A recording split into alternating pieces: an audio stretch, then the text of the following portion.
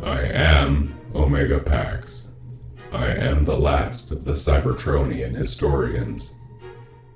This is the history of Transformers. Despite his great power, size, and rank, Fortress Maximus is a weary and reluctant warrior, fighting against his pacifist nature, even for the most noble of causes. Over time, the endless conflict on Cybertron has worn him down, to the point that he's willing to walk away from the war entirely to preserve himself and his ideals.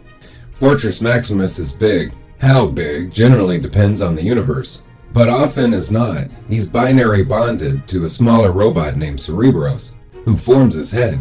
Cerebros' own head is formed by Spike, or in some universes, Emissary. Fortress Maximus was a Titan constructed during the Great War, and was aided by his Titan master Emissary. Once the conflict ceased, he was decommissioned and left dormant. After the conclusion of the Combiner Wars, Windblade experienced a vision of Fortress Maximus, indicating that the Titan had indeed returned. When Trypticon reawakened, Perceptor proposed seeking out Fortress Maximus to combat the rogue Titan. At Perceptor's suggestion, the Mistress of Flame sent Computron, Victorion, Devastator, and Menacer to locate and awaken Maximus. The inert Titan was eventually located in a frozen wasteland by the four Combiners, and Menacer accidentally fired a missile from one of Maximus's cannons that launched Emissary towards Metroplex. Computron determined that Fortress Maximus's transformation cog was damaged, rendering him unable to directly join the battle. However, Victorion saw fit to target Maximus's functioning missiles at the Saurian Giant, with Metroplex expected to be killed in the process, as an acceptable casualty of friendly fire, thereby fulfilling her own personal vision of the Combiners saving the galaxy. The barrage ultimately failed, and the Combiners were distracted by Megatron's arrival, leading to a confrontation that was eventually halted by Windblade and Emissary. After the others had departed, Emissary attempted to link to Fortress Maximus's mind, but was unable to access it. Instead, he initiated a procedure to link Windblade and Maximus via her City Speaker abilities. However, the process proved volatile and soon spiraled out of control. Windblade communed with Fortress Maximus, begging for his help.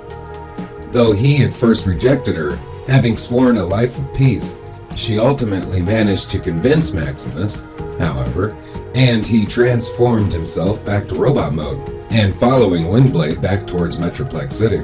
Witnessing Trypticon's fight with Victorion from afar, Fortress Maximus admitted that he was unsure he could win, but swore to try anyways for Cybertron's sake.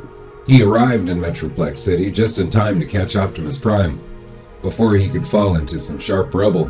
He engaged the battle with Trypticon, refusing help from Emissary, and managed to get the upper hand, until Trypticon swallowed Victorion and the Enigma of Combination, powering himself up. Between attacks from the powered-up Trypticon and the now mind-controlled Combiners, Maximus found himself at his disadvantage. When Trypticon swallowed Perceptor and the Matrix of Leadership, he was knocked away by a sudden surge of power it triggered. Ultimately, the Matrix power could not be controlled by Trypticon, and he released all that he had swallowed, along with Starserene's ghost. Catching Trypticon's deactivated body, Maximus lamented the loss of another Titan, but was interrupted by the return of Megatronus.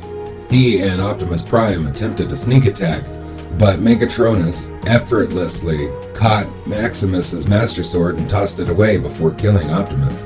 No longer able to bring himself to try attacking again, Maximus could only watch as Megatronus escaped with the Enigma and the Matrix in hand. He was later severely weakened by the spark-draining power of Megatronus' doomsday weapon. Thankfully, he survived and began working under Windblade, who became the magistrate of City Speakers, and aided all who communicated with the Titans.